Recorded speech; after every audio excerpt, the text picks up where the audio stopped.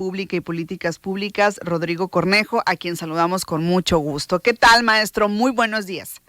Miriam, ¿qué tal? Un gusto saludarte para discutir este tema de política exterior que va a ser el pan de cada día durante, cuando menos, un año o más, decía que vayamos a renegociar el Tratado de Libre Comercio. Sí, y es un tema muy complejo, yo creo que también es una prueba de fuego para el gobierno federal, para el gobierno de nuestro país, iniciar este mandato con un tema pero yo imagino que también es una presión, evidentemente, para el gobierno de nuestro país, pero también qué implicaciones tiene, o sea, porque es importante que la gente le ponga atención a este tema y a esta clasificación que el gobierno de Estados Unidos le quiere dar a los cárteles de la droga. Pues esta clasificación le permite a Estados Unidos legalmente tomar algunas medidas de seguridad nacional para intervenir. En primer lugar, los Estados Unidos tienen una estructura de sanciones internacionales. Varias de ellas ya las aplican en México. Por ejemplo, ellos tienen una agencia de gobierno especializada que se dedica a nombrar a individuos como personas que financian delitos. Y los pone en una lista y les puede congelar sus bienes en Estados Unidos, y con estas designaciones le prohíbe a personas y a empresas de todo el mundo hacer negocios con ellos. Eso es la Oficina de Control de Activos en el Extranjero, le llaman la OFAC. Uh-huh. Con esta designación de los cárteles, ellos tienen una herramienta mucho más fuerte para ampliar esta definición y también para intervenir militarmente. ¿Esto cambia las cosas, sí o no? La opción militar, como lo dijo el secretario de Estado Marco Rubio hace algunos días, siempre permanece abierta para Estados Unidos, y ha permanecido y permanecerá abierta para temas tan distintos como el hecho de que se quieren adueñar de Groenlandia o recuperar el Canal de Panamá. Eso no requiere una designación de terrorismo, pero sí les permite a ellos realizar operaciones militares muy puntuales, de estas operaciones que son encubiertas, para decir que están cumpliendo un objetivo de seguridad nacional. Esto significa que podrían mandar un grupo pequeño de soldados encubierto y cometer un asesinato dirigido, por ejemplo. Eso es lo que tradicionalmente los Estados Unidos realiza contra grupos o contra entidades que ellos han designado que son terroristas.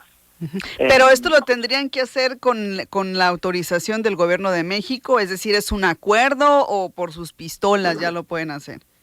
No, de hecho, justamente esa designación terrorista la realizan ellos unilateralmente. Cuando a veces tienen por ahí algunos amigos en el Concierto de las Naciones, los Estados Unidos, junto con los europeos o con los países anglosajones, tradicionalmente son Inglaterra, Nueva Zelanda, Australia, pueden designar a estos grupos de manera como internacional o en conjunto e intervenir. Pero estas designaciones, Nidia, como bien tú preguntas, rara vez son hechas a nivel internacional con consenso.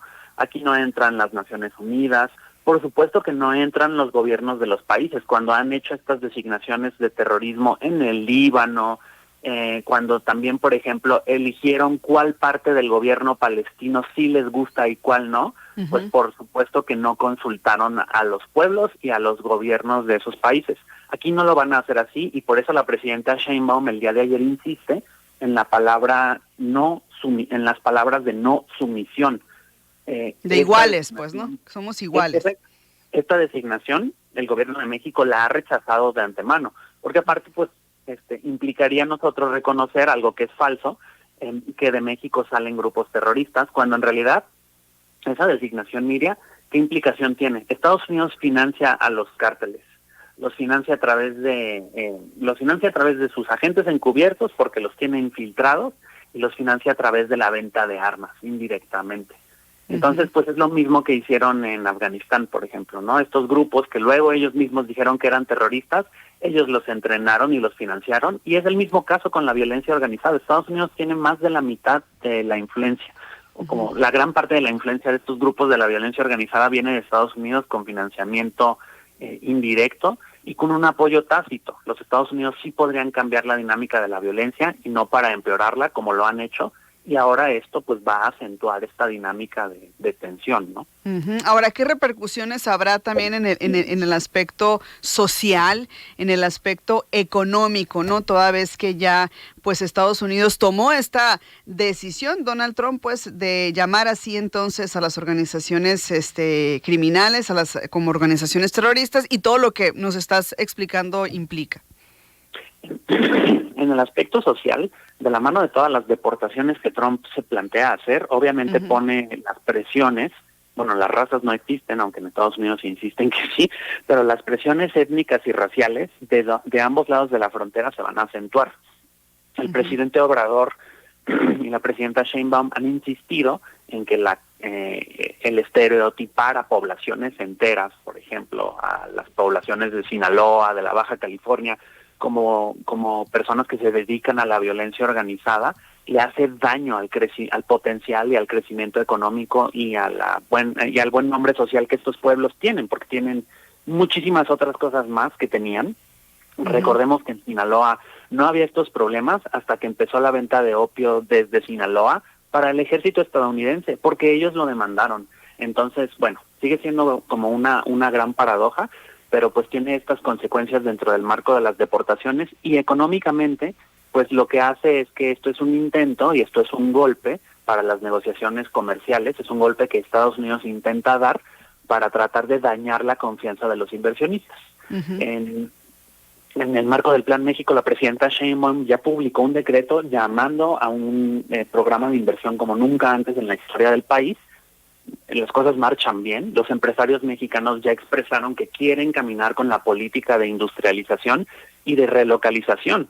Queremos traernos empresas extranjeras que inviertan en México también, y esto es un intento de dañar eso, ¿no? Esto no se puede entender sin el marco de las negociaciones comerciales que Trump está intentando hacer en todo el mundo, a ventaja exclusiva y primordialmente de Estados Unidos. Entonces, un intento de dañar a México, claro que sí. Y es el ejemplo de cómo todo va relacionado, ¿no? Por un lado, tomar el tema de seguridad, tema migratorio también, que van junto, van de la mano para poder ejercer presiones económicas a través de estos tratados. La respuesta de México, maestro, desde su punto de vista, ¿ha sido lo que tenía que ser, o falta algo, o tendría México que hacer un poco más ante estas presiones del gobierno de Donald Trump? En materia de seguridad pública, yo creo que no vale la pena distraerse mucho de la estrategia que se está llevando a cabo, porque ya incluso hemos extraditado a lavadores de dinero y a Estados Unidos y ha habido buenos resultados en muy corto tiempo, ¿no?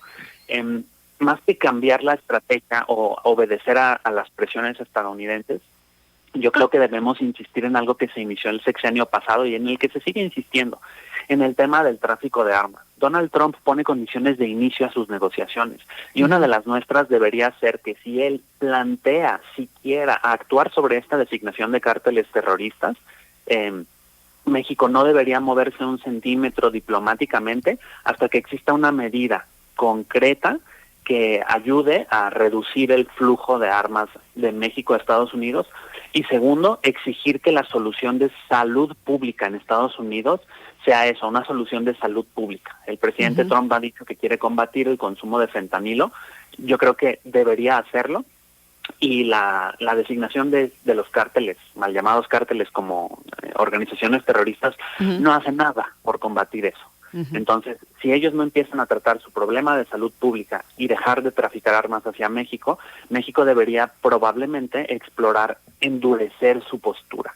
Pero yo creo que hasta ahora las cosas se han hecho bien, porque recordemos que el presidente Trump también blofea bastante, es decir, dice estas cosas muy atroces como para ver qué reacción causa. Yo creo que hasta ahora ha habido una reacción proporcional a lo que ha dicho Trump, y si bien ya firmó este decreto, incluso el propio decreto da un tiempito para que se designe realmente a los cárteles como tal. Todavía hay margen de negociación, y creo que el gobierno de México hace bien en no caer en esta trampa y reaccionar inmediatamente, ¿no? En esas provocaciones, pues porque sí le encanta provocar. Ahí, ¿no? Exacto, como decir que va a recuperar el canal de Panamá. Vamos a ver cómo le va allá, ¿no? La última vez que Estados Unidos intervino en Panamá no fue tan bien. La última vez que intentaron intervenir con grupos terroristas en Afganistán les duró una guerra 20 años y tuvieron que retirarse dejando equipo militar ahí tirado. Entonces también yo creo que en Estados Unidos deben y van a medir mucho las consecuencias de llevar a cabo en sus términos lo que dice Trump, y esto no se nos debe olvidar. Él es un empresario, no es un político, es un empresario primordialmente. Esto tiene que ver con negociaciones de carácter económico y debemos de resistir y de aguantar. La presidenta Sheinbaum ya dispuso un programa, va a financiar el que los paisanos que regresen aquí puedan llegar a sus lugares de origen. Entonces yo creo que el gobierno federal ya está preparado con un plan de contingencia en caso de estas deportaciones masivas, y que la Marina, el Ejército y la Guardia Nacional también están listos, junto con el CNI, y tienen inteligencia de estos grupos como para poder responder ante una intervención ilegal de parte de Estados Unidos. Bueno, vamos a darle seguimiento y vamos a ver entonces cómo resiste el gobierno de nuestro país y cómo responde y cómo va caminando todo esto ante estos, pues, anuncios, amenazas, como gusten llamarle, ¿no?, de Donald Trump ya como presidente de Estados Unidos. Maestro, muchísimas gracias como siempre por esta intervención tan oportuna en este espacio informativo. Un saludo desde acá. Muchas gracias, Nidia. Un saludo a todos los que nos escuchan allá en Sonora y en todo el país. Gracias. Es el maestro en Seguridad Pública y Políticas Públicas, Rodrigo Cornejo. Recordarles que este espacio, esta intervención es posible gracias a esta alianza estratégica e informativa entre Radio Sonora y el Sistema Público de Radiodifusión del Estado mexicano. Semana a semana contamos con colaboraciones nacionales muy interesantes que nos permiten, pues, tener un contexto mucho más amplio de los temas que existen y de la información que se va generando en un contexto nacional e internacional.